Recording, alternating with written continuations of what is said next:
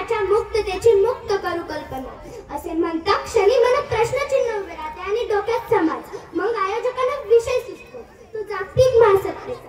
नमस्कार मित्रांनो, मी स्पर्धक क्रमांक 54 माझ्या वक्तृत्वाचा विषय मांडते. माझ्या भारताची वाटचाल खरंच जागतिक महासत्तेकडे होत आहे की नाही, तर यावर माझे मत नाही आणि नाही. मित्रांनो, प्रत्येक गोष्टीचे, प्रत्येक वस्तूचे, प्रत्येक ज्ञानाचे आणि प्रत्येक विषयाचे दोन पैलू असतात, परंतु जो पैलू जास्त जड असतो त्याला मौल्यवान मानले जाते. आजच्या विषयाचे देखील असेच काहीसे आहे. मी माझ्या प्रतिस्पर्धी मित्रमंडळींना सांगू इच्छिते की माझा पैलू जरा जास्त मौल्यवान आहे. तर ते यामुळे कारण सोशल मीडियाचे वेड, राजकारणाला असलेली कीड, युवा पिढीला असणारे व्यसन, घरात नसलेले राशन, शेतकऱ्याच्या घरातील व्यथा व न बोलल्या जाणाऱ्या मुलीचा स्वातंत्र्याचा कथा.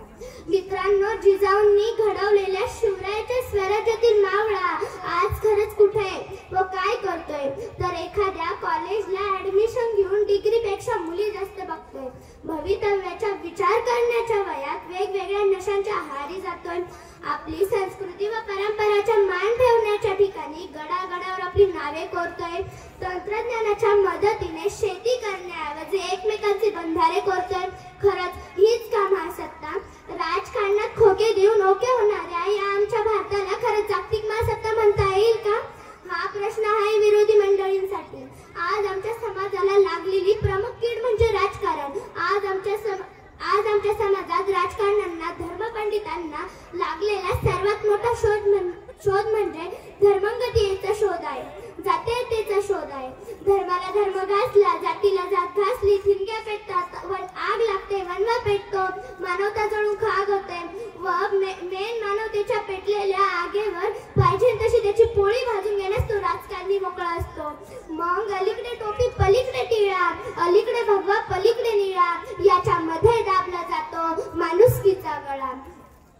माझ्या प्रतिस्पर्धीनुसार जरी जगातील सर्वोत्तम हॉस्पिटल हे भारतात आहे आणि जगातील सर्वोत्तम हॉस्पिटल मधले डॉक्टर्स ही भारतीय आहे, पण तरीही याच आरोग्य केंद्राची अवस्था ही दैनंदिन व निंदनीय आहे. पण याच देशातल्या आरोग्य केंद्राची व्यवस्था ही दैनंदिन व निंदनीय आहे.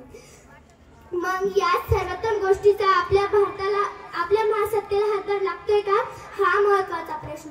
मित्रांनो, स्पर्धक क्रमांक 42 ही सांगून गेली की स्त्रियांना 50% आरक्षण दिले. होय मित्रांनो, पण फक्त आरक्षणच बर का, संरक्षण मात्र नव्हे. आजही आपल्या भारताची अर्धी जनता उपाशी पोटी झोपी जाते आणि अजूनही आपल्यातील काही लोक भुकेल्यामध्ये सुद्धा धर्मजात बघतात. अरे वो मंदिर का प्रसाद भी खाता है, वो मस्जिद की खीर भी खाता है. अरे वो मंदिर का प्रसाद भी खाता है, वो मस्जिद